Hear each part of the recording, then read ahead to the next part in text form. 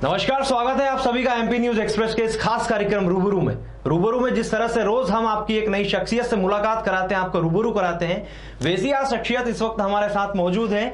श्री करणी सेना से राष्ट्रीय उपाध्यक्ष कुंवर धर्मेंद्र सिंह गौतम जी। गौतम जी, पहले तो स्वागत है आपका हमारे चैनल में। बहुत बहुत धन्यवाद। इस चर्चा की शुरुआत से पहले सिलसिलेवार तरीके से इस चर्चा को हम लोग आगे बढ़ाएंगे। उससे पहले मैं चाहूंगा कि एक बार आप हमारे दर्शकों को बताएं कि असल में राष्ट्रीय करणी सेना का क्या दायित्व है और क्या विचारधारा है करणी सेना की। जी, श्री राजपूत करणी सेना की विचारधारा सिर्फ राजपूत समाज के हित के लिए, कल्याण के लिए काम करना है। और राजपूत करणी सेना बहुत पहले से समाज के लिए काम करती आ रही, चाहे वो पद्मावत का मुद्दा हो, चाहे जोधा अकबर का हो, या एट्रोसिटी एक्ट, या इसके अलावा और भी जो सामाजिक मुद्दे हैं, हम लोग लगातार अपने राजपूत समाज के इसके लिए काम करते रहते हैं। और ये हमारे राष्ट्रीय अध्यक्ष श्री आदरणीय मकराना जी और कालवी जी का भी संदेश है, जिसको हम आगे सभी प्रदेशों में और सब जगह उसको लागू करते रहते जी। गौतम जी, एक प्रोटेस्ट था जब राजस्थान में पद्मावत मूवी के समय करणी सेना ने एक विरोध प्रदर्शन किया था। उस वक्त करणी सेना प्रकाश में आई थी और आज एक फिल्म अभिनेत्री के सपोर्ट में आप खड़े हैं। तो क्या न्याय और जनहित सिर्फ फिल्म माध्यम से है? नहीं, ऐसा कुछ भी नहीं है। देखिए, करणी सेना बिल्कुल पद्मावत के समय सेकेंड टाइम आई थी, लेकिन मैं आपको बताना चाहता हूँ सबसे पहले श्री राजपूत करणी सेना जोधा अकबर के समय भी लाइट में आई थी। उस समय हमने जोधा अकबर के लिए भी बहुत विरोध किया था और उसको फिल्म को बैन भी कराया गया था कई जगह। और सेकेंड टाइम पद्मावत के समय आए। बिल्कुल फिल्मों के लिए हमारा ऐसा कुछ नहीं है। हम लोग दूसरी भी लड़ाइयाँ भी लड़ते रहते हैं, समाज हित की लड़ाइयाँ भी लड़ते हैं, चाहे वो एट्रोसिटी एक्ट हो, आरक्षण को हो। ये लड़ाइयाँ तो हम लोग वर्षों से हमारे पूर्वज लड़ते चले आ रहे हैं। और फिल्मों का क्योंकि ऐसा मुद्दा है कि युवा हमेशा फिल्म की तरह अट्रैक्ट होता है, उसके लिए हम लोग पद्मावत मूवी में जो गलत बताया गया था उसका विरोध था। और ऐसे ही जोधा अकबर में जो कि एक कल्पना थी, जोधा नाम की कोई जो महारानी नहीं थी, ये मैं आपको बताना चाहता हूँ पूरी बिल्कुल साक्ष्य के साथ। यहाँ तो प्रॉब्लम नहीं करवा रहा हूँ, लेकिन जैसा कि बताया ना, फिल्में सबसे पहले फिल्म आई थी मुगले आजम, उसने जोधा नाम का कैरेक्टर को चरित्रार्थ किया था कि जोधा भी कोई है, नहीं तो इतिहास में कहीं भी जोधा नहीं है। तो इसलिए हम फिल्मों का विरोध करते हैं। यदि राजपूत समाज के मान सम्मान के साथ कुछ भी गलत होता है तो उसका विरोध करना स्वाभाविक सी बात है, वो हम करते भी आए हैं और आगे भी करेंगे। जी, भारत देश में देखा जाता है तो देश में अभिव्यक्ति की आजादी हर एक शख्स को है, मगर अभी ताजा मामला है कंगना रनौत का। तो कैसे देखते हैं आप इस मामले को, जिस तरह से उनका मकान ध्वस्त कर दिया गया सिर्फ एक दो शब्द सुशांत सिंह राजपूत की मर्डर पे बोलने पर? किस तरह से देखते हैं आप? बिल्कुल, अभिव्यक्ति की आज़ादी होना चाहिए, लेकिन अफसोस की बात है कि अभिव्यक्ति की आज़ादी महाराष्ट्र सरकार नहीं दे रही है। सुशांत सिंह राजपूत जो कि का मामला 60-65 दिनों से चल रहा है, उसमें चूंकि कोविड-19 के कारण और भी संगठन नहीं आए, लेकिन कहीं ना कहीं एक उनके प्रति संवेदना थी। और सुशांत सिंह राजपूत का पूरी तरह मर्डर हुआ, ये कई प्रकार से साबित हो चुका, लेकिन उन्होंने महाराष्ट्र सरकार ने इसको ओवरलेप करने की कोशिश की। अब एक छत्राणी कंगना रनौत यदि उनके समर्थन में आती हैं, बोलती हैं, तो उनका विरोध करके दबाने की कोशिश की जा रही है। उनको मुंबई ना आने की धमकी दी जा रही है। तो वो एक सबसे बड़ी बात, एक छत्राणी ने ये चैलेंज स्वीकार करा, मुंबई आई, उन्होंने वहाँ के महाराष्ट्र सरकार के मुंह पे लगभग एक तमाचा सा मारा है। और ये जो कायरतापूर्ण हरकत की है मुंबई सरकार ने, उनका पॉली हिल्स में जो घर तोड़ दिया, ऑफिस तोड़ दिया, जिसको वो कहती हैं कि हमारे राम मंदिर के समान है और बाबर की सेना ने तोड़ा है, तो ये बिल्कुल सत्य है। मैं ये कहना चाहता हूँ, यदि वो कहती है बाबर की सेना कि भाई पॉली हिल्स में कंगना रनौत एक छत्री, एक महिला का तो आपने बंगला तोड़ दिया, वही पास में स्थित दाऊद का बंगला है, जिसको बीएमसी ने कई बार नोटिस भी दे चुकी है, बीएमसी को हाई कोर्ट, कि आप इसको तोड़ें, जर्जर हो चुका है। तो क्या शिवसेना या महाराष्ट्र सरकार में इतनी हिम्मत नहीं है कि उसके बंगले को तोड़ सके? क्योंकि वहां जाओगे तो आपको इसका जवाब मिलेगा। गौतम जी, चूंकि कंगना खुद समाज से बिलोंग करती है, तो आप किस तरह से समर्थन करेंगे? अगर प्रशासन नहीं सुनती आपके प्रोटेस्ट के बाद भी, तो आप आगे क्या कड़े कदम उठाएंगे?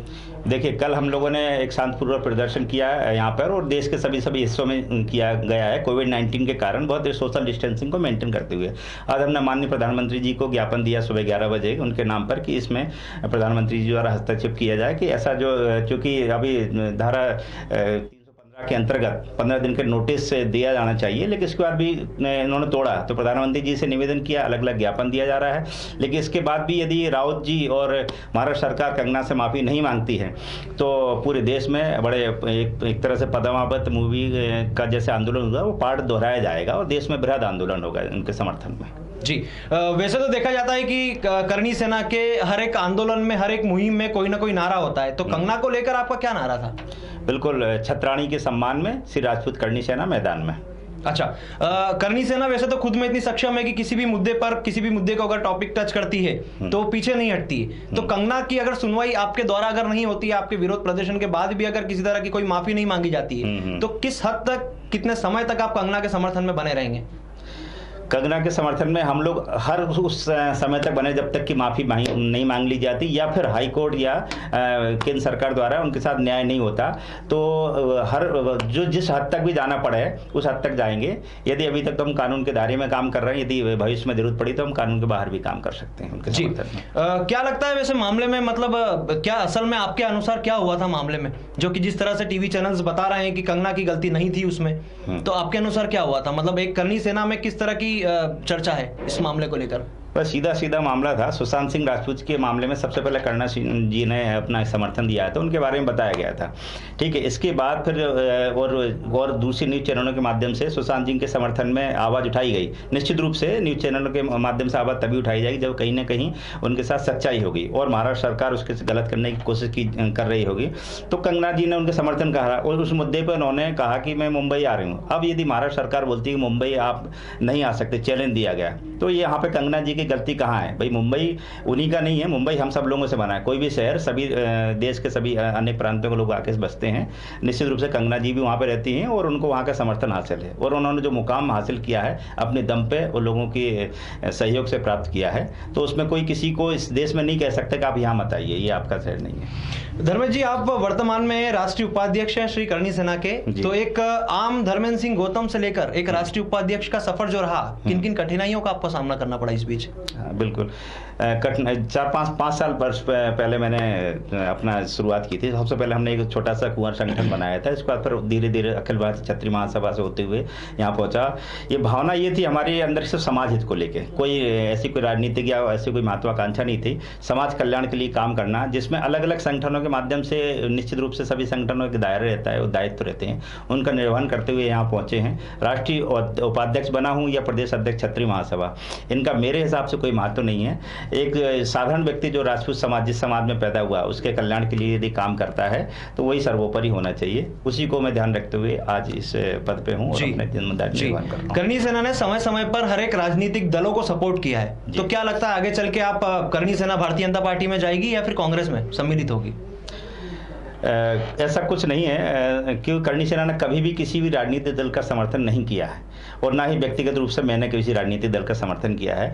क्योंकि करनी सेना यदि राजनीतिक दल में जाने होते तो निश्चित रूप से राजनीतिक संगठन में अपना रजिस्ट्रेशन कराती। सिर्फ राष्ट्रीय समाज के कल्याण के लिए काम कर रही है, करती आई। किसी भी, चाहे भारतीय जनता पार्टी यदि गलत करेगी तो हमने एट्रोसिटी एक्ट के मुद्दे पर उनका विरोध किया है और माई के लाल के कहने पर जो बीजेपी की सरकार गिरी थी वो भी हमने गिराई है, क्योंकि सिर्फ एक शब्द का इस्तेमाल किया था, माई के लाल। आरक्षण कोई माई के लाल नहीं हटा सकता। वो शिवराज सिंह सरकार के खिलाफ भी हमने उतरे हैं और यही बीच में यदि कांग्रेस के कुछ लोगों ने समाज के लिए आपत्तिजनक टिप्पणी की थी तो हमने उनका भी विरोध किया है और इसी सिस्टम के तहत हम आगे काम करेंगे। जी, धर्मेंद्र जी वैसे कहते हैं कि बिना आइडियोलॉजी के व्यक्तित्व क्या, मतलब हर एक व्यक्ति अपने जीवन काल में किसी न किसी को अपना आइडियल मानता है, किसी न किसी को फॉलो करता है। तो आप अपने जीवन काल में किसे अपना आइडियल मानते हैं, किसे फॉलो करते हैं? बिल्कुल, मैं तो अपने जीवन काल में शुरू से अभी तक यही मानता है, सिर्फ महाराणा प्रताप जी हमारे आइडियल हैं और उन्हीं के शपथ चुनाव पर चल के हम लोग आगे कार्य करते रहेंगे। जी, करनी सेना की अगर बात की जाए तो अभी तो चूंकि एक बड़ा मुद्दा है कंगना रनौत को लेकर, आगे चलकर किस तरह के मुद्दे जो हैं वो करनी सेना उठाएगी समाज हित में? बिल्कुल, आगे चल के सबसे बड़ा 2 मुद्दे प्रमुख रूप से उठाते आए हम लोग, एक आरक्षण का मुद्दा और एट्रोसिटी एक्ट का मुद्दा। ये दोनों ही मुद्दे ऐसे हैं जो देश के लिए अभिशाप है। ये सब राष्ट्रीय समाज के लिए लड़ाई नहीं है, बल्कि सवर्ण समाज और पिछड़े वर्ग सभी के लिए लड़ाई है। जो एक एट्रोसिटी एक्ट एक ऐसा काला कानून है, जैसे अंग्रेजों के समय एक रोलेट एक्ट लागू हुआ था, लगभग वैसे ही है। बिना किसी बात के, आप बिना किसी जाँच के आप किसी को भी इस बेस पर आप गिरफ्तार कर सकते हैं और सीधे 2-2.5 साल के लिए अंदर। तो ये सबसे गलत कानून है, इसका हम लोग पहले विरोध करते आए हैं, आगे भी इसी मूवमेंट पर हम काम करेंगे। और आरक्षण के लिए मैं कहता हूं कि इस देश में जब आज 70-80 साल बाद भी देश में आरक्षण की जरूरत पड़ रही है तो क्या मतलब देश को आज़ाद होने से? आज आरक्षण की आवश्यकता नहीं है। इन 2 मुद्दे हमारे लगातार रहेंगे जब तक इनमें सफलता प्राप्त। जी बिल्कुल। धर्मेंद्र जी, मेरा एक प्रश्न था शुरू में आपसे कि करनी सेना की विचारधारा क्या है, वो आपने जवाब नहीं दिया, क्योंकि लोगों में कहना है इस तरह से कि करनी सेना उग्र हो जाती है एक समय बाद। तो क्या समय सीमा रहती है करनी सेना के उग्र होने की? क्या करनी सेना वास्तविकता में उग्र होती है? नहीं, करनी सेना उग्र नहीं होती। अभी तक जितने भी मूवमेंट किए गए, लाखों लोगों की जनसंख्या रही उन मूवमेंट पर, अलग अलग मुद्दों पे किए गए, लेकिन सबसे आश्चर्य की बात आप लोगों ने महसूस की होगी, चाहे कहीं पर भी आंदोलन किए गए, लाखों की संख्या में, लेकिन एक भी कहीं भी कानून से दायरे से आगे बढ़कर हम लोगों ने कभी भी काम नहीं किया, कानून अपने हाथ में कभी लिया ही नहीं। लेकिन ये सत्य है, करनी सेना इतने लोगों के होने के बाद भी यदि अपने कानून के दायरे में रह काम कर रही तो बड़ी बात है। नहीं तो यदि वास्तव में करनी सेना कानून के बाहर काम करती तो उसको रोकने के लिए कम से कम भारतीय सेना को तो बुलाना ही पड़ता। जी, एक स्लोगन है छोटा सा जो कहते हैं कि करनी सेना का एक सिद्धांत है कि पहले आवेदन, फिर निवेदन, फिर दे दनादन। तो क्या ये सिर्फ एक जुमला है? नहीं, बिल्कुल जुमला नहीं है। आवेदन, बिल्कुल निवेदन, और दनादन की मैं चाहता हूँ कि ऐसे नौबत ना आए, लेकिन यदि नौबत आती है तो बिल्कुल दनादन भी होगा। चले धर्मेंद्र जी, आपसे मुलाकात करके, आपसे चर्चा करके बहुत अच्छा लगा। इसी के साथ फिर से अलविदा लेते हैं। एक बार फिर एक नई शख्सियत के साथ दोबारा आपसे रूबरू होंगे। नमस्कार। नमस्कार, जय माता दी। उम्मीद है ये वीडियो आपको पसंद आया होगा। हमारे साथ बने रहने के लिए पेज को फॉलो करें ताकि आगे की जानकारी आपको मिलती रहे। साथ ही वीडियो को लाइक और शेयर करना ना भूलें।